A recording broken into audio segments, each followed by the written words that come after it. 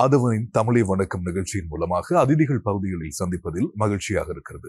ஒவ்வொரு நாளும் எங்களுடைய அதிதிகள் பகுதியிலே உங்களுடைய வாழ்க்கையோடு தொடர்பு பட்ட அப்படி இல்லைன்னா நீங்க தெரிந்து கொள்ளக்கூடிய ஏதாவது ஒரு முக்கியமான நபரை அழைத்து அவர் மூலமாக பல விஷயங்களை உங்களுக்கு கொண்டு சேர்ப்பது வழக்கம். அதே மாதிரி இந்த காலகட்டத்தில் அதிகமாக நாங்கள் சந்திக்கக்கூடிய ஒரு சமுதாய ரீதியான பெரிய பிரச்சனை அப்படின்னு சொன்னா இந்த போதைப் பொருள் தொடர்பான பிரச்சனைகளை சொல்ல முடியும். அதுலேயும் குறிப்பாக அண்மை காலங்களில் இலங்கையில பல இடங்கள்ல பாடசாலை மாணவர்கள் பெண்கள் அப்படின்னு சொல்லி இந்த போதைப் பொருள் பழக்கத்திற்கு அடிமையானது பார்க்கும்போது உண்மையிலே எல்லோருக்குமே அது மனவேதனை ஏற்படுத்தக்கூடிய ஒரு விஷயம் தான். இது தொடர்பான தெளிவு எங்களுடைய சமுதாயத்துல எல்லோருக்கும் அப்படி இருக்கிறது. முக்கியமாக படிக்கிற பசங்களுக்கு கூட இது தொடர்பான விழிப்புணர்வு இருக்கிறது அப்படின்னு சொல்லி இந்த போதைப் பொருள் பிரச்சனை தொடர்பான நிறைய கேள்விகள் எல்லோருக்குள்ளேயுமே இருக்கு. அந்த கேள்விகளுக்கான பதிலை அது தொடர்பாக நன்கு அறிந்த ஒரு வல்லுநரிடம் கேட்டால் இன்னும் சிறப்பாக இருக்கும் அப்படிங்கிற ஒரு காரணத்திற்காக தேசிய அபாயகர ஊடகங்கள் கட்டுப்பாட்டு சபை வடக்கு மற்றும் கிழக்கு மாகாண இணைப்பாளர் மற்றும் ஜனாதிபதியும் முழு நாடும் ஒன்றாக செயற்றிட்டத்தினுடைய தேசிய செயற்குழு உறுப்பினருமாக இருக்கக்கூடிய பசீர் முகமது ரசாட் எங்களோடு இணைந்திருக்கிறார். அவருடன் நாங்க பேசலாம். வணக்கம். வணக்கம் கவிராஜ், எப்படி இருக்கீங்க? நல்லா இருக்கிறோம். முக்கியமாக இந்த போதைப் பொருள் தொடர்பா பல விஷயங்கள் நாங்க இதற்கு முன்னாடி எங்களுடைய நிகழ்ச்சிகள்ல கூட விழிப்புணர்வாகவோ அல்லது அடிப்படையான கேள்விகள் பற்றி நாங்க பேசியிருந்தோம். ஆனாலும் கூட இன்னும் பல விஷயங்கள் இதை பற்றி பேசலாம். ஏன்னா இது தொடர்பான தாக்கம் இப்போ எங்களோட சமுதாயத்துல அதிகமாக இருக்கு. அந்த கேள்விகள் எல்லாம் நாங்க தொடர்ந்து பேசுறதுக்கு முதல்ல இப்போ நீங்க ஒவ்வொரு நாளும் செய்திகள் பாக்குறீங்க. இந்த போதைப் பொருள் பாவனை இல்ல இது மூலமா ஏற்படக்கூடிய இந்த தாக்கங்களை பொறுத்த வரைக்கும் சமுதாயத்துல இப்போ எந்த அளவுக்கு போயிட்டு இருக்கு? உங்களுடைய அந்த அனலைஸ் எப்படி இருக்கு பாக்குறப்போ? விசேஷமாக கவிராஜ், 2025ஆம் ஆண்டுக்கான அறிக்கை இப்போது ஒரு வாரத்துக்கு முன்னர் தான் வெளியிடப்பட்டிருக்கிறது. அதே போல கடைசியாக இலங்கையிலே போதைப்பொருள் பயன்பாட்டாளர்கள் தொடர்பாக செய்யப்பட்ட கணக்கீடானது 2019ஆம் ஆண்டு செய்யப்பட்ட கணக்கீடாகத்தான் இருக்கிறது. ஆனால் இப்போது பார்க்கும்போது இந்த போதைப்பொருள் பயன்பாட்டிலே பல்வேறு வித்தியாசங்களை நாங்கள் காணக்கூடிய சந்தர்ப்பம் இருக்கிறது. விசேஷமாக பயன்படுத்தக்கூடிய போதைப் பொருட்கள் இன்று இந்த குறுகிய காலத்துக்குள்ளே போதைப் பொருட்களின் வகைகள் மாறுபட்டிருப்பதை நாங்கள் காணக்கூடிய ஒரு சந்தர்ப்பம் இருக்கிறது. அதே போல வயதில்லை, விசேஷமாக பாடசாலை மாணவர்களுக்குள்ளே இதன் பயன்பாடு அதிகரித்துள்ளதையும், அதிலும் இன்னும் ஒரு பயங்கரமான விஷயமாக பெண்களிடத்தில் இதன் பயன்பாடு அதிகரித்திருப்பதையும் நாங்கள் காணக்கூடிய ஒரு இக்கட்டான சந்தர்ப்பம் இருக்கிறது. அதிலும் விசேஷமாக பெண்களை பொறுத்தவரையில் இது ஒரு சமூகத்துக்கு பாரிய அழிவை ஏற்படுத்தக்கூடிய ஒரு நிலைமையாக அமையும். உண்மையாகவே பெண்களை பொறுமைசாலிகளாக எல்லா விடயங்களையும் தாங்கக்கூடியவர்களாக இந்த உலகத்திலே மிக பெருமதி வாய்ந்தவர்களாகத்தான் எங்கள் இலக்கியங்களாக இருக்கலாம், எங்கள் வரலாறாக இருக்கலாம், எல்லாமே காட்டிக் கொண்டிருக்கிறது. தாய்மை என்பது ஒரு மிக முக்கியமான ஒரு விடயமாக இருக்கிறது. இந்த தாய்மை அடையக்கூடிய ஒரு பெண் இவ்வாறான ஒரு நிலைமைக்கு மாற்றப்படுவாளாக இருந்தால் எங்களது அடுத்த சந்ததி தொடர்பாக நாங்கள் சிந்திக்க வேண்டிய ஒரு நிலைமைக்கு உட்படுகிறோம். காரணம், அண்மையிலே கிடைக்கப்பெற்ற பல சந்தர்ப்பங்களிலே நாங்கள் கண்ட ஒரு விடயம்தான். பொதுவாக ஒரு தாய் போதைப் பொருளை உட்கொள்ளும் போது அந்த தாயினுடைய வயிற்றிலே இருக்கக்கூடிய குழந்தைக்கு அந்த தொப்புள் கொடியூடாக அந்த போதைப் பொருள் கடத்தப்படுவதும், அல்லது பிறந்த குழந்தைக்கு அந்த தாய் தான் பாலூட்டும் போது அந்த தாய்ப்பாலினூடாக அந்த போதைப் பொருள் கடத்தப்படுவதும், அதன் காரணமாக இது என்னவென்றே தெரியாத ஒரு நிலைமையில் நான் என்ன செய்கிறேன் என்பதை கூட தெரியாத அந்த சின்னஞ்சிறு பிள்ளை அந்த போதைப் பொருளை உட்கொண்டு அதற்கு அடிமையாவதும், அந்த குறிப்பிட்ட சந்தர்ப்பத்தில் அந்த போதைப் பொருட்கள் கிடைக்காத விடத்து ஒரு போதைப் பொருள் பயன்படுத்தியவர் அதை விட்டதன் பின்னர் அவருக்கு எவ்வாறான பிரச்சனைகள் ஏற்படுகிறதோ அதே போன்ற பிரச்சனைகளுக்கு அந்த சிறு குழந்தைகள் முகம் கொடுக்க வேண்டி ஏற்படுவதும் மிக இக்கட்டான ஒரு நிலைமையாக இருக்கிறது. இன்னும் ஒரு பக்கத்திலே பெண்களை பொறுத்தவரையில் மிக இலகுவாக அவர்கள் இதற்குள்ளே அடிமையாகக்கூடிய சந்தர்ப்பம் இருக்கிறது. காரணம், பெண்களின் உடம்புக்குள்ளே இருக்கக்கூடிய நீரின் அளவு மிக குறைவு. ஆண்களோடு ஒப்பிடும்போது குறைவான அளவாகத்தான் நீர் இருக்கிறது. எனவே குறைந்த அளவு போதைப் பொருட்களை அவர்கள் உட்கொண்டாலும் அவர்களது உடம்பிலே கலக்கக்கூடிய ரசாயனத்தின் அளவு அதிகமாக இருக்கிறது. எனவே மிக வேகமாக அவர்கள் அந்த பக்கத்துக்கு செல்லுவார்கள். அதே போல் அவர்கள் உடம்பிலே சுரக்கக்கூடிய சில நொதியங்கள், சுரக்கக்கூடிய சில என்சைம்ஸ் என்று சொல்லக்கூடிய விடயங்கள், ஈஸ்ட்ரஜன், அதே போல ப்ராஸ்ட்ரஜன், இது ஈஸ்ட்ரஜன் விசேஷமாக இவ்வாறான நொதியங்களூடாக அவர்கள் மிக இலகுவாக அந்த அடிமைத்தனத்துக்குள்ளே வேகமாக போகக்கூடிய ஒரு நிலைமை இருக்கிறது. சில நேரங்களிலே ஒரு ஆண் பலமுறை பயன்படுத்தியதன் பின்னர் அடிமைத்தனத்துக்கு செல்லலாம், ஆனால் அதைவிட மிக குறைவான அளவு பயன்பாட்டோடு ஒரு பெண் செல்லக்கூடிய சந்தர்ப்பம் இருக்கிறது. எனவே பெண்களுக்குள்ளே இந்த பயன்பாடு அதிகரிப்பது மிக ஒரு பிரச்சனைக்குரிய ஒரு விடயமாக இருக்கிறது. இவ்வாறான பல்வேறுபட்ட மாற்றங்களை காணக்கூடிய சந்தர்ப்பம் கிடைத்திருக்கிறது. அதிலும் விசேடமாக இன்று சமூகத்துக்குள்ளே ஒரு சில பயன்பாடுகள் ஒரு சாதாரணமயமாக்கப்படலாக காணப்படக்கூடிய சந்தர்ப்பம். இதற்கு மிகவும் ஒரு நல்ல ஒரு உதாரணத்தை குறிப்பிடுகிறேன். ஒரு நீதிமன்றத்திலே ஒரு குற்றத்துக்காக முன்னிலைப்படுத்தப்பட்ட ஒரு குற்றவாளியின் தாய் கேட்ட கேள்வி, நான் எப்போதாவது எனது மகன் ஒரு கிழமைக்கு ஒரு நாள் 2 நாள் ஒரு குறிப்பிட்ட போதைப் பொருளை பயன்படுத்துகிறான், அதிலே என்ன தவறு இருக்கிறது என்ற ஒரு கேள்வியை கேட்கும் அளவுக்கு மாறி இருக்கிறது. இது மிக இக்கட்டான ஒரு நிலைமையாக இருக்கிறது. நிச்சயமாக இந்த மாற்றங்களை நாங்கள் இப்போது அவதானிக்கக்கூடிய சந்தர்ப்பம் இருக்கிறது. கண்டிப்பா இந்த போதைப் பொருள் அப்படிங்கிற ஒரு விஷயம் இப்ப ரீசெண்டா சொசைட்டில நார்மலைஸ் பண்ணப்படுற விஷயம் தொடர்பா நீங்க சொல்லியிருந்தீங்க. அதே மாதிரி இப்ப பெண்கள் நிறைய பேர் பாதிக்கப்படுறதுனாலையும் பெண்கள் பாதிக்கப்படுறப்போ என்ன மாதிரியான பிரச்சனைகள் இன்னும் அதிகமா இருக்கும் அப்படின்னு சொல்லியிருந்தீங்க. குறிப்பா இந்த பெண்கள் மாணவர்கள் இந்த மாதிரி இவர்களை குறிவைத்து ஏதாவது மாஃபியாக்கள் வலையமைப்புகள் வந்து போதைப் பொருளை விற்பனை செய்து கொண்டிருக்கிறார்கள், அது மாதிரி? நிச்சயமாக இலங்கையை பொறுத்தவரையிலே சாதாரணமாக புகையிலை பொருட்கள் 1950ஆம் ஆண்டு காலப்பகுதியிலே அறிமுகப்படுத்தப்பட்டது. அந்த காலத்திலே அவர்கள் பயன்படுத்திய அந்த விளம்பர உத்திகள் இன்று அடுத்த போதைப் பொருட்களுக்கு பயன்படுத்தக்கூடியதாக இருக்கிறது. அந்த நேரத்திலே வைத்தியர்கள் போன்ற பிரசித்தமானவர்களை வைத்து அந்த விளம்பரங்களை செய்திருந்தார்கள். அந்த நேரத்திலே புகைத்தல் என்பது மிக ஆரோக்கியமான ஒரு விடயம் என்ற விடயத்தை அவர்கள் தெரிவித்திருந்தார்கள். 1980ஆம் ஆண்டு காலப்பகுதிகளிலே ஆஸ்திரேலியாவிலே மேற்கொள்ளப்பட்ட அந்த ஆய்வுகளின் வெளிப்பாடுகளின் கட்டமாகத்தான் இலங்கையாக இருக்கலாம், உலகில் ஏனைய நாடுகளாக இருக்கலாம், இந்த புகையிலைக்கு எதிரான ஒரு கோஷத்தை எழுப்ப தொடங்கியது. அதே போன்ற ஒரு உத்தியை கையாண்டு இன்று இந்த போதைப் பொருட்கள் மாணவர்களிடத்தில், பெண்களிடத்தில் விசேஷமாக விளம்பரப்படுத்தப்பட்டு கொண்டிருக்கிறது. ஆனால் அன்று இருந்த ஊடகங்களுக்கும் இன்றிருந்த ஊடகங்களுக்கும் வித்தியாசம் இருக்கிறது. இன்று சமூக ஊடகங்கள் இதிலே மாபெரும் ஒரு பணியை செய்து கொண்டிருக்கிறது. பெண்கள் போதைப் பொருள் பயன்படுத்துவதை காட்டுவது, அல்லது அதிகமாக நான் அண்மையிலே வெளிவந்த ஒரு இந்தி திரைப்படத்தை நான் 2 நாட்களுக்கு முன் பார்வையிடக்கூடிய சந்தர்ப்பம் கிடைத்தது. அதிலே இந்த புகைத்தல் என்ற விடயம் பெண்கள் மட்டும் செய்யக்கூடியதாகவும் ஆண்கள் யாரும் புகைக்காதவர்களாகவும் காட்டப்படுவதை நான் அவதானித்தேன். காரணம், இது மிக முறையாக இலக்கு வைத்து அந்த விளம்பரம் ஏற்படுத்தப்பட்டு விசேடமாக இன்று நீங்கள் சாதாரணமாக ஒரு முகநூலை அல்லது டிக்டாக் வீடியோ போன்ற விடயங்களை எடுத்து பார்க்கும்போது 5-10 வீடியோக்களை எடுத்தால் அதிலே குறைந்தது பட்சம் ஒரு 2 வீடியோக்களாவது பெண்கள் புகைக்கக்கூடிய காட்சியை காட்டக்கூடிய வீடியோக்களாக உருவாக்கி இருக்கிறார்கள். காரணம், இந்த எக்ஸ்போஷரானது இன்று இருக்கக்கூடிய பெண்களுக்கு இதுதான் இன்றைய ஃபேஷன் என்ற ஒரு நிலைமையை உருவாக்கி, ஒரு புதிய ட்ரெண்டை உருவாக்கி, அதனூடாக அவர்களை அதுக்கு அடிமைப்படுத்தக்கூடிய ஒரு சந்தர்ப்பம் ஏற்பட்டிருக்கிறது.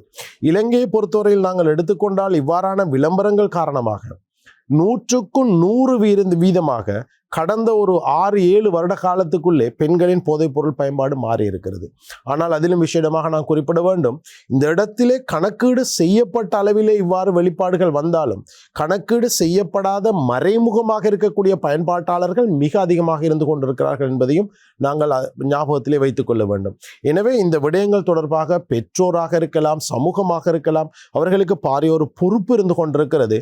ஒரு பெண் குழந்தையாக இருந்தாலும் ஆண் குழந்தையாக இருந்தாலும் சிறிய ஒரு மாற்றம் ஏற்படும் போது, அவரது பயன்பாட்டிலே ஏதாவது மாற்றங்களை காணும் போது அதற்கு எதிராக அல்லது அதை நிறுத்தக்கூடிய வகையிலே செயல்படக்கூடிய ஒரு பொறுப்பு வாய்ந்த சமூகத்தை நாங்கள் உருவாக்க வேண்டிய கட்டாயம் இருக்கிறது.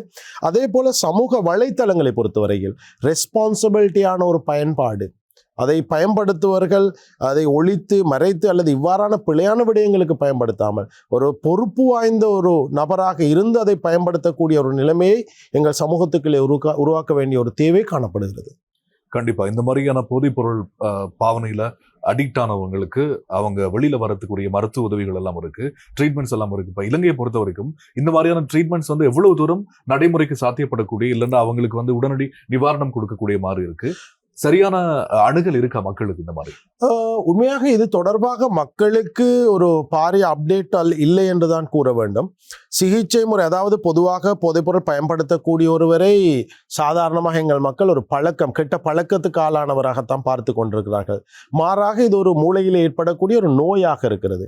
இதை நோயாக அடையாளப்படுத்தக்கூடியவர்கள் மிக குறைவு. ஒரு நோயாக அடையாளப்படுத்தப்படும் போதுதான் அதற்கான சிகிச்சைக்கான தேவை ஏற்படும், சிகிச்சையை தேடி செல்லக்கூடிய நிலைமை ஏற்படும். எனவே இந்த போதைப்பொருள் பயன்பாடு அல்லது அடிமைத்தனம் நோயாக அடையாளப்படுத்தப்படாத காரணத்தினால் இன்று அதற்கான சிகிச்சையை தேடுவர்கள் குறைவாக இருக்கிறார்கள். அவ்வாறு சிகிச்சையை தேடக்கூடியவர்களாக இருந்தாலும் நிச்சயமாக இது மூளையில் ஏற்படக்கூடிய ஒரு நோய்.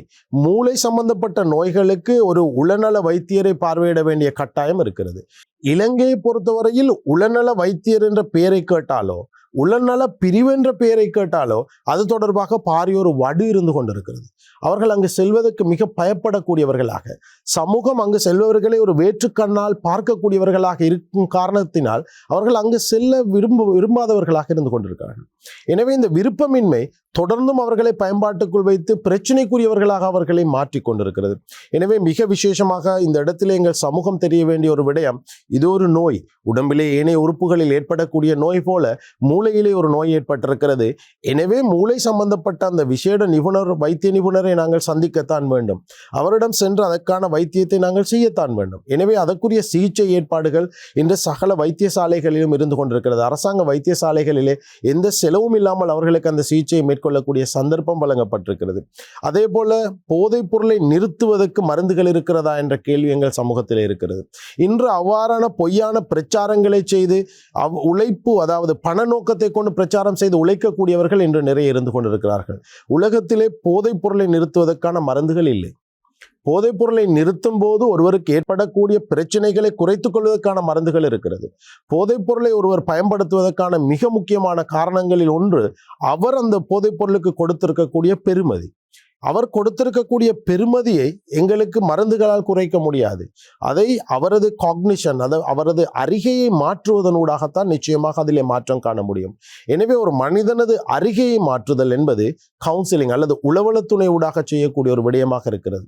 எனவே இந்த துறை சார்ந்த நிபுணத்துவம் பெற்ற உளவளத்துணையாளர்களை நாடி அதற்கான சரியான சிகிச்சையை மேற்கொள்வது மிக முக்கியம். இன்னொரு பக்கம் இருக்கிறது, சிகிச்சை மேற்கொண்டு அவர்களை கைவிட்டு விட்டால் அது போதாது.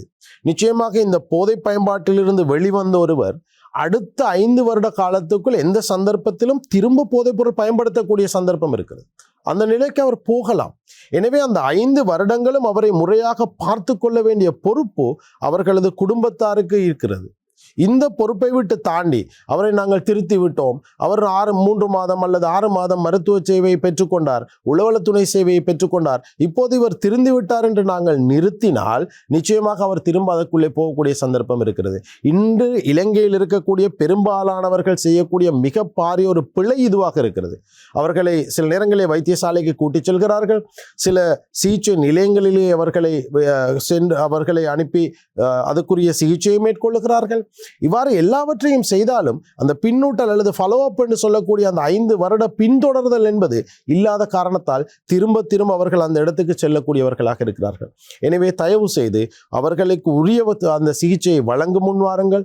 அந்த உரிய சிகிச்சை வழங்கப்பட்டு அவர்கள் அதை விட்டு வெளிவந்ததன் பின்னர் அடுத்த 5 வருடங்களுக்கு அவர்களை நல்லவர்களாக வைத்து பார்த்து கொள்ளக்கூடியவர்களாக நீங்கள் மாறுங்கள். நிச்சயமாக அவர்களிலே மாற்றங்களை காணக்கூடிய சந்தர்ப்பம் எங்களுக்கு கிடைக்கும். கண்டிப்பா. முக்கியமா இந்த ட்ரீட்மெண்ட்ஸ் பத்தி சொல்றப்போ தமிழர்கள் பிரதேசங்கள்ல இருக்கிறவங்களுக்கு இருக்க ஒரு சிக்கல் என்னன்னா, அவங்களுடைய ஊர்கள்ல இந்த மாதிரியான சிகிச்சை நிலையங்கள் இல்லை அப்படிங்கிறது. ஏன்னா கொழும்புக்கு வரணும், இங்க மொழி தெரியாது, இப்படி ஏன்னா கிழக்கு பக்கங்கள்ல இருக்கிறவங்களுக்கு சகோதர மொழி பிரச்சனை இருக்கிறதுனால அவங்க இப்படி ஒரு பிராக்டிகல் இஷ்யூஸ் சந்திக்கிறாங்க இல்லையா? இதற்கு என்ன தீர்வு எதிர்காலத்தில்? நிச்சயமாக இது ஒரு பாரிய பிரச்சனையாக இருக்கிறது. பல தமிழ் பிரதேசங்களுக்கு நான் செல்லும் போதெல்லாம் கேட்கப்படக்கூடிய ஒரு கேள்வி, ஏன் எங்கள் பிரதேசத்திலே ஒரு சிகிச்சை நிலையம் இல்லாமல் இருக்கிறது, கொண்டு வர முடியாதா என்ற கேள்வி. நிச்சயமாக இலங்கையில இப்போது இருக்க தேசிய அபாயகர ஊடகங்கள் கட்டுப்பாட்டு சபைக்கு கீழே இருக்கக்கூடிய சகல சிகிச்சை நிலையங்களிலும் தமிழ் மொழி மூலமான சேவையை பெற்றுக்கொள்ளக்கூடிய அந்த உத்தியோகத்தர்கள் இருக்கிறார்கள். அதற்கும் மேலதிகமாக இப்போது இந்த அரசாங்கத்தினுடைய கிளீன் ஸ்ரீலங்கா வேலை திட்டத்தின் கீழே மட்டக்களப்பு மாவட்டத்தில் ஓட்டமாவடி பிரதேசத்திலே தமிழ் மொழி மூலமான ஒரு சிகிச்சை நிலையத்தை ஆரம்பிப்பதற்கான ஏற்பாடுகள் செய்யப்பட்டு கொண்டிருக்கிறது. மிக குறுகிய காலத்துக்குள் எதிர்வரக்கூடிய பிப்ரவரி அல்லது மார்ச் மாதத்துக்குள்ளே அந்த சிகிச்சை நிலையத்தினுடைய சேவையை பொதுமக்கள் பெற்றுக்கொள்ளக்கூடிய சந்தர்ப்பம் கிடைக்கும். இருந்தாலும் மிக முக்கியமாக நாங்கள் கவனத்தில் எடுக்க வேண்டிய ஒரு விடயம், இந்த சிகிச்சை நிலையங்கள் பாரிய அளவு கொள்ளளவை கொண்ட சிகிச்சை நிலையங்களாக இருக்காது. 20 அல்லது 25 பேருக்கு உட்பட்டவர்களைத்தான் நாங்கள் அங்கு சிகிச்சை கொடுக்கக்கூடிய சந்தர்ப்பம் இருக்கும். இருந்தாலும் 3 மாத காலம் என்ற அடிப்படையிலே தொடர்ச்சியாக அங்கே சிகிச்சைகளை மேற்கொள்ளக்கூடிய சந்தர்ப்பம், அதிலும் தமிழ் மொழியிலே தொடரக்கூடிய சந்தர்ப்பம் இருந்து கொண்டிருக்கிறது.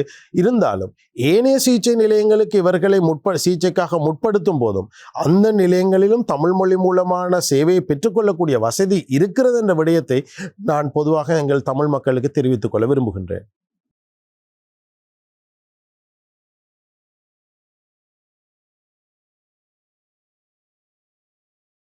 நிச்சயமாக இந்த துறையிலே பல வேலைவாய்ப்புகள் இருக்கிறது. விசேடமாக இன்று இலங்கையிலே இந்த துறையில் மிக முன்னிலையில் இருக்கக்கூடிய 2 நிறுவனங்கள் இருக்கிறது. அதிலே ஒன்று தேசிய அபாயகர ஊடகங்கள் கட்டுப்பாட்டு சபை, அதே போல இன்னொன்று ரீஹபிலிட்டேஷன் பீரோ என்று சொல்வார்கள், அதாவது புனர்வாழ்வு நாயகர் திணைக்களம் என்று சொல்வார்கள். இந்த இரண்டு நிறுவனங்களும் தான் இன்று இலங்கையிலே போதைப் பொருளுக்கான சிகிச்சைகளை, புனர்வாழ்வு திட்டங்களை மேற்கொள்ளக்கூடிய அரச நிறுவனங்களாக இருக்கிறது. அதற்கு மேலதிகமாக பதிவு செய்யப்பட்ட 13 தனியார் சிகிச்சை நிலையங்கள் இன்று இலங்கையிலே காணப்படுகிறது. எனவே இவ்வாறான நிறுவனங்களில் பல்வேறு விதமான வேலை வாய்ப்புகள் இருந்து கொண்டுதான் இருக்கிறது. இருந்தாலும் இந்த குறிப்பிட்ட துறைக்கு எவ்வாறு வர வேண்டும், இதற்கு தொடர்பாக எவ்வாறு எந்த விடயங்களை கற்றுக்கொள்ள வேண்டும் என்ற அந்த அறிவு இல்லாத காரணத்தினால் பலருக்கும் இந்த துறைக்கு வருவதிலே பிரச்சனைகள் இருக்கிறது. பொதுவாக தேசிய அபாயகர ஊடகங்கள் கட்டுப்பாட்டு சபையினுடைய அந்த வெற்றிடங்களை நோக்கும் போது அதிலே உளவள துணையாளர்கள், உளவள துணை உதவியாளர்கள், உதவி உளவள துணையாளர்கள் என்று பல்வேறு விதமான அந்த கேட்டகரிஸ் காணப்படுகிறது. எந்த கேட்டகரியில வருவதாக இருந்தாலும் ஒரு சில குறிப்பிட்ட டிகிரிஸ் இருக்க வேண்டிய கட்டாயம் இருக்கிறது. விசேஷமாக சோசியலாஜி, அதே போல criminology, social work, social sciences என்று சொல்வார்கள், சமூக விஞ்ஞான துறை. இந்த 4 துறைகளில் ஏதாவது ஒரு துறையில் இருக்கக்கூடிய டிகிரி இருக்க வேண்டிய கட்டாயம் இருக்கிறது. அதிலும் உளவளத்துணை உதவியாளர் என்று சொல்லக்கூடிய அந்த பதவிக்கு அதாவது A-level சாதாரண அதாவது பொதுத்தராதர உயர்தர பரீட்சையிலே 3 பாட சித்தியுடன் 1 வருடத்துக்கு குறையாத உளவளத்துணை டிப்ளோமா போதுமானதாக காணப்படுகிறது. எனவே 1 வருடத்துக்கு குறையாத உளவளத்துணை டிப்ளோமா ஒன்றை அங்கீகாரம் பெற்ற ஒரு பல்கலைக்கழகத்திலோ அல்லது நிறுவனத்திலோ முடித்திருந்தால் அது அவருக்கு உயர்தரத்திலே 3 பாடங்கள் சித்தியும் இருக்குமாக இருந்தால் அந்த இடத்துக்கு அவர் வரக்கூடிய சந்தர்ப்பம் இருக்கிறது. அதே போல நிறுவனத்துக்குள் வந்ததன் பின்னர் அடுத்தடுத்த படிமுறைகளுக்கு அவரது சர்வீஸ் அடிப்படையிலே செல்லக்கூடிய சந்தர்ப்பம் இருக்கிறது. அதே போல BCGR என்று சொல்லக்கூடிய அந்த புனர்வாழ்வு நாய திணைக்களத்தின் கீழே இருக்கக்கூடிய மிக முக்கியமான 3 சிகிச்சை நிலையங்கள், ஒன்று கந்தக்காடு, இன்னொன்று நவசேனபுர, இன்னொன்று வவுனியா பூந்தோட்டம். இந்த நிலையங்களில் பணி செய்யக்கூடியவர்கள் அவசியமும் அவர்களுக்கு காணப்படுகிறது. நான் நினைக்கிறேன் அண்மையிலே அதற்கான இன்டர்வியூஸ் நடைபெற்று இருக்கிறது. எதிர்காலத்திலும் அவர்கள் இன்னும் ஆட்களை சேர்த்துக் கொள்ளக்கூடிய சந்தர்ப்பம் இருக்கிறது. எனவே இந்த குறிப்பிட்ட துறைகளிலே நாங்கள் கல்வியை மேற்கொண்டால், கல்வி கற்கக்கூடிய சந்தர்ப்பத்தை ஏற்படுத்தி கொண்டால் நிச்சயமாக இந்த துறைக்கு வரக்கூடிய சந்தர்ப்பம் இருக்கிறது. இதற்கு மேலதிகமாக சர்வதேச ரீதியான அங்கீகாரங்களை பெற்றுக்கொள்ளக்கூடிய பல்வேறு விதமான துறைகள், அந்த கல்வி நடவடிக்கைகளை மேற்கொள்ளக்கூடிய முறைகளும் இருக்கிறது. இவை தொடர்பான மேலதிக விவரங்களை தேசிய அபாயகர ஊடகங்கள் கட்டுப்பாட்டு சபையோடு தொடர்பு கொள்வதனூடாக பெற்றுக்கொள்ளக்கூடிய சந்தர்ப்பம் இருக்கிறது. கண்டிப்பா. இப்போ அதாவது இந்த போதைப்பொருள் பாவனைக்கு அடிமையாகக்கூடிய ஒருத்தங்க இல்லைன்னா அந்த குடும்பத்தை சார்ந்தவங்க இப்படி ஒரு பிரச்சனை இருக்கு அப்படின்னு அடையாளப்படுத்தப்பட்ட பிறகு ஏதாவது ஒரு தொலைபேசி இலக்கம் இருக்கிறது உடனடியாக தொடர்பு கொண்டு அறிவிப்பதற்கு அல்லது உதவியை நாடுவதற்கு? நிச்சயமாக தேசிய அபாயகர ஊடகங்கள் கட்டுப்பாட்டு சபையினுடைய 1927 1927 என்று சொல்லக்கூடிய தொலைபேசி உடனடி இலக்கமானது அறிமுகப்படுத்தப்பட்டிருக்கிறது. நீண்ட காலமாக அது சேவையில் இருந்து வருகிறது. போதைப் பொருள் சிகிச்சையாக இருக்கலாம், புனர்வாழ்வாக இருக்கலாம், உளவள துணையாக இருக்கலாம், இது தொடர்பான சகல தகவல்களையும் அவர்களுக்கு அதிலே பெற்றுக்கொள்ளக்கூடிய சந்தர்ப்பம் இருக்கிறது. இதற்கு மேலதிகமாக புகையிலை மதுசாரம் தொடர்பான அதிகார சபை இருக்கிறது. எனவே புகையிலை மதுசார பயன்பாடு தொடர்பாக யாருக்காவது உளவள துணை சேவையோ ஏதோ தேவையாக இருந்தால் 1948 1948 என்று சொல்லக்கூடிய இலக்கம் இப்போ தயாராக இருக்கிறது. அவர்களுக்கு அந்த இலக்கத்தினூடாக உளவள துணை சேவையை பெற்றுக்கொள்ளக்கூடிய சந்தர்ப்பம் இருக்கிறது. அதே போல இன்று எங்கள் பலருக்கு இருக்கக்கூடிய இன்னொரு பிரச்சனை, சில நேரங்களிலே இந்த சிகிச்சை தொடர்பான இலக்கங்களுக்கு கூட அதிகமானவர்கள் அழைப்பது சிகிச்சை தொடர்பான உதவியை பெறுவதற்கல்ல, விற்பனையாளர்கள் அல்லது கடத்தல்காரர்கள் இவ்வாறு சட்டத்தை அமுல்படுத்த வேண்டியவர்கள் தொடர்பான முறைப்பாடுகளுக்காக. நிச்சயமாக இந்த 1948 அல்லது 1927 என்று சொல்லக்கூடிய இந்த இலக்கங்கள் சிகிச்சைக்கான இலக்கங்களாக இருக்கிறது. இந்த இலக்கங்களுக்கு அழைப்பதனூடாக எங்களுக்கு சட்டத்தை அமுல்படுத்துவதற்கு எந்த அதிகாரமும் இல்லை. எனவே சட்டத்தை அமுல்படுத்த தேவைப்படக்கூடியவர்கள் 119 என்று சொல்லக்கூடிய போலீசாரினுடைய இலக்கத்துக்கு தொடர்பு கொள்ளலாம். அல்லது இப்போது அண்மையிலே ஆரம்பிக்கப்பட்டிருக்கக்கூடிய முழு நாடும் ஒன்றாக என்ற இந்த போதைப்பொருள் ஒழிப்பு திட்டத்தின் கீழே 1818 என்று சொல்லக்கூடிய புதிய இலக்கம் அறிமுகப்படுத்தப்பட்டிருக்கிறது.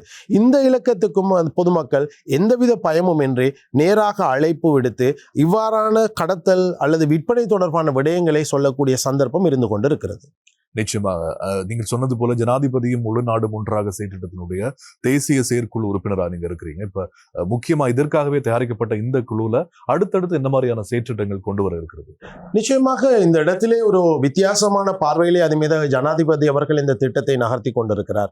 இவ்வளவு காலமும் பல அரசாங்கங்கள் இவ்வாறான திட்டங்களை மேற்கொண்டிருந்தாலும் இந்த திட்டம் அதை விட ஒரு வித்தியாசமான திட்டமாக இருக்கிறது. மிக முக்கியமாக அந்த துறை சார்ந்த விற்பனர்கள் இந்த குறிப்பிட்ட தேசிய செயற்குழு உட்பட சகல குழுக்களுக்குள்ளும் உள்வாங்கப்பட்டிருக்கிறார்கள். இரண்டாவதாக மிக முக்கியமான ஒரு விடயம், சமூக பணி தொடர்பான ஒரு இன்டர்வென்ஷன் இந்த இடத்திலே மேற்கொள்ளப்படுகிறது. அதாவது ஹோலிஸ்டிக் அப்ரோச் என்று சொல்வார்கள்.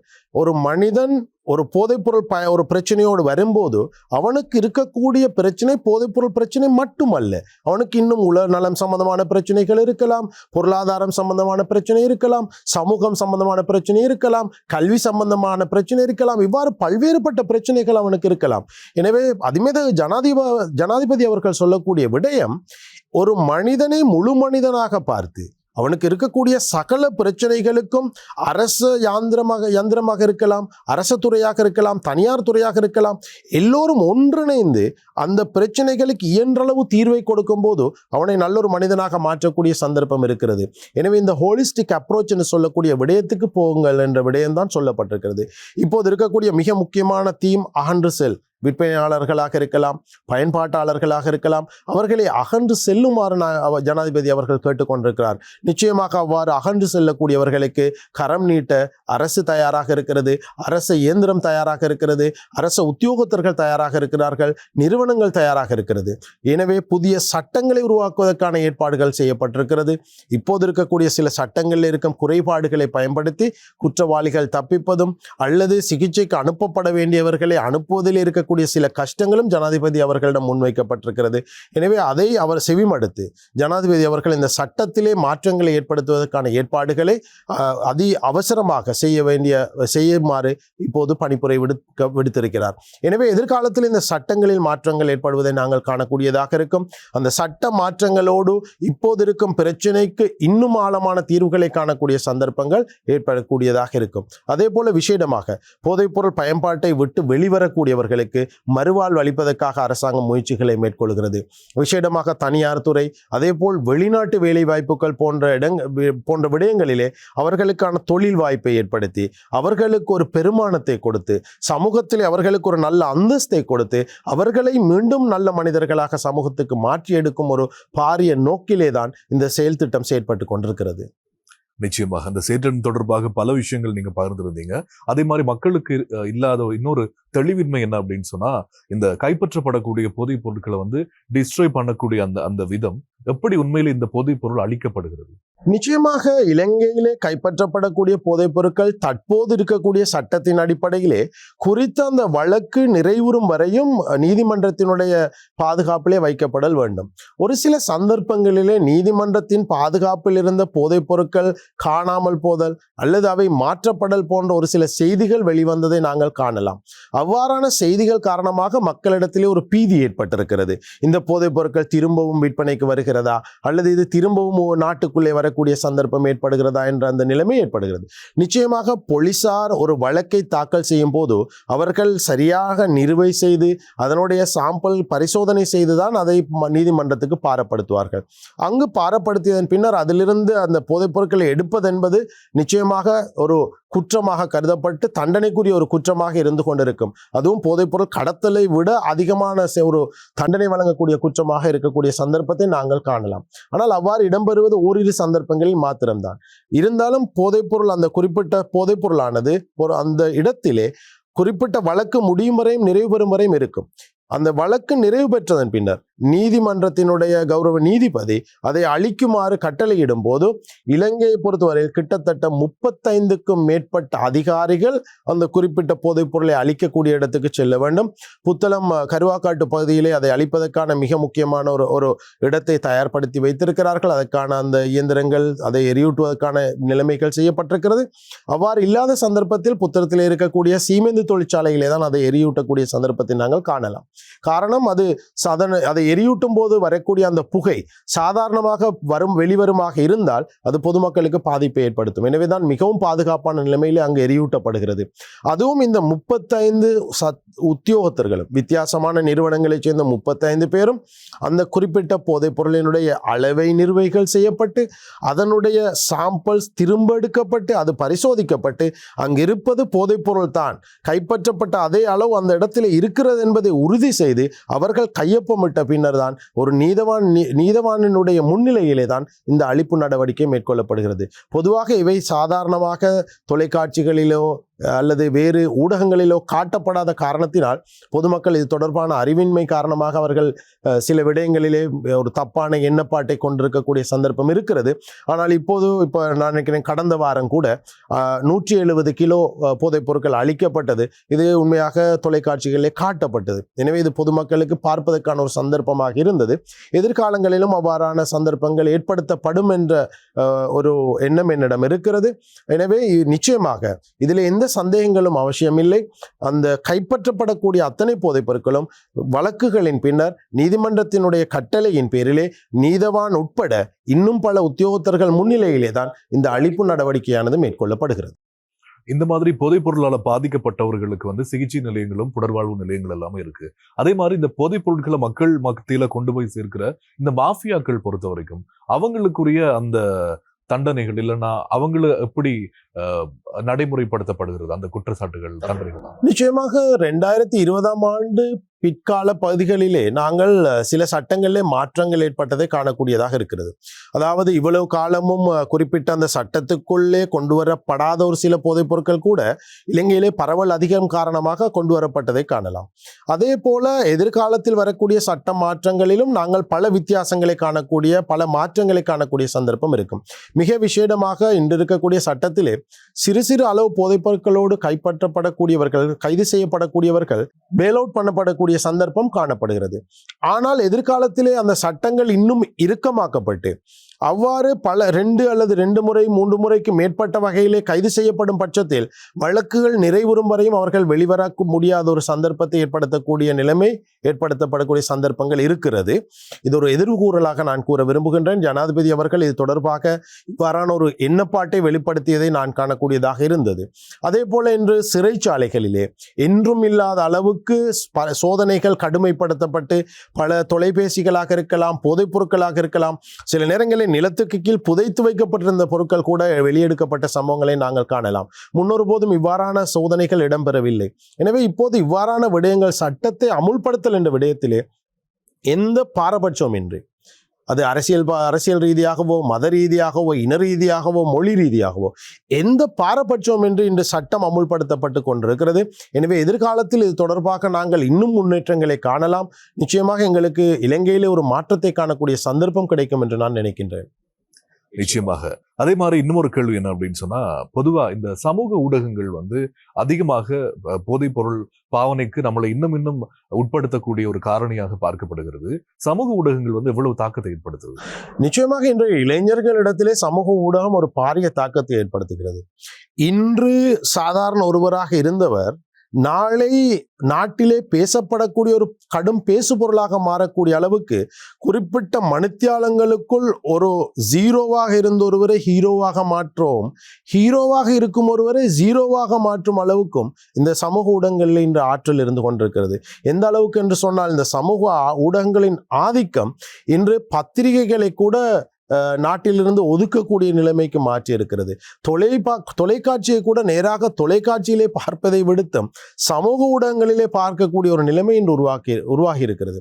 எனவே புதிய ஒரு ஜெனரேஷன் உருவாகும் போது இவ்வாறான மாற்றங்கள் ஏற்படுகிறது. அதே போல இப்போது இலங்கையிலே தொலைத்தொடர்பு தொடர்பான அந்த தொழில்நுட்பங்கள் அதிகரித்து கொண்டு செல்கிறது. எனவே இன்னும் மாற்றங்களை நாங்கள் இதில் எதிர்பார்க்கக்கூடிய சந்தர்ப்பங்கள் இருக்கிறது.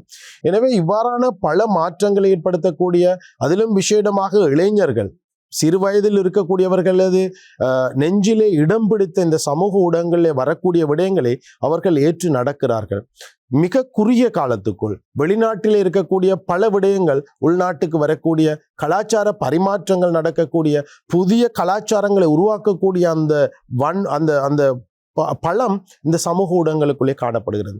எனவே இவ்வாறான அந்த பலம் காணப்படும் காரணத்தால் இப்போதைய இந்த புதிய ஜெனரேஷனுக்குள்ளே பல மாற்றங்களை மிக வேகமாக ஏற்படுத்தக்கூடிய அந்த சக்தி இந்த சமூக ஊடகங்களுக்குள்ளே இருந்து கொண்டிருக்கிறது. கண்டிப்பா. இப்ப நாங்க நிகழ்ச்சியினுடைய இறுதி கட்டத்துக்கு வந்திருக்கிறோம். பல விஷயங்கள் நீங்க பகிர்ந்துக்கிட்டீங்க. நீங்க நிறைய பேரை பார்த்திருப்பீங்க, போதைப் பொருளுக்கு உட்பட்டவங்க, அதுல இருந்து வெளியில வந்தவங்க அப்படின்னு சொல்லி. பொதுவா இப்ப இந்த சமுதாயத்தில் அக்கறை உள்ள ஒருத்தரா நீங்க சொல்ல விரும்புற விஷயம் என்ன? நிச்சயமாக சமூகத்துக்கு நான் சொல்ல விரும்பக்கூடிய ஒரு விடயம், போதைப்பொருள் என்ற ஒரு விடயம் மிக குறுகிய காலத்தில் ஒரு இன்பத்தை ஏற்படுத்தக்கூடியதை போல் இருந்தாலும் உங்கள் மொத்த பரம்பரையே அழிக்கக்கூடியதாக இருக்கும். இதை நான் ஏன் சொல்லுகிறேன் என்றால், ஒருவர் பயன்படுத்தும் போது அவர்கள் நினைக்கிறார்கள் இது அவர் மட்டும்தானே பயன்படுத்துகிறார், எனக்கு என்ன பிரச்சனை என்று. நிச்சயமாக அந்த குறித்த நபரது பயன்பாடு அவரது பரம்பரை அழகுகளின் ஊடாக அடுத்த பரம்பரைக்கு கடத்தப்படக்கூடிய சந்தர்ப்பம் இருக்கிறது. அதே போல புகைத்தல் போன்ற ஒரு சில போதைப் பொருட்களை ஒருவர் பயன்படுத்தும் போது அவரை விட பன்மடங்கு பாதிப்புக்கு அவரை சூழ உள்ளவர்கள் பாதிக்கப்படக்கூடிய சந்தர்ப்பம் இருக்கிறது. இவ்வாறு எங்களுக்கு தெரியாத, நாங்கள் அறியாத பல பக்கங்கள் இந்த போதைப் பொருட்கள் தொடர்பாக இருக்கிறது. அதே போல போதைப் பொருட்கள் பயன்படுத்தக்கூடியவர்கள் உளநோய்க்கு உட்படுகிறார்கள். ஒரு நபர் உளநோய்க்கு உட்பட்டால் அவர் ஒரு நடைப்பிணத்துக்கு சமனானவர். எனவே இவ்வாறான நடைப்பிணங்கள் உள்ள ஒரு சமூகம், அல்லது இவ்வாறான பிரச்சினைக்குரிய ஒரு சமூகம், அல்லது இவ்வாறான மத அல்லது கலாச்சார விடயங்களுக்கு மதிப்பளிக்காத ஒரு சமூகம் நிச்சயமாக இந்த உலகத்தில் எங்களுக்கு தேவையில்லை. எனவே நல்லதொரு சமூகத்தை உருவாக்க நாங்கள் முன்வர வேண்டும். நல்லதே செய்வோம், நன்றே செய்வோம், அதை இன்றே செய்வோம். நாங்கள் இன்றே செய்யாமல் நாளை அல்லது எனக்கென்ன பொறுப்பு இருக்கிறது என்று நாங்கள் கைவிட்டால் நிச்சயமாக அது எங்கள் கதவை தட்டும், எங்கள் வீட்டை தட்டும், எங்கள் அடுத்த பரம்பரையை பாதுகாக்கும். நாங்கள் என்ன எதிர்பார்க்கிறோமோ, இந்த உலக வாழ்க்கையில என்ன எதிர்பார்க்கிறோமோ அந்த எதிர்பார்ப்பு சூனியமாக போய்விடும் என்ற விடயத்தை குறிப்பிடுகிறேன். மிக விசேடமாக இவ்வாறான பிரச்சனைகள் இன்று உங்கள் வீட்டிலே இருக்கலாம், குடும்பத்திலே இருக்கலாம், தெரிந்தவர்களிடத்திலே இருக்கலாம்.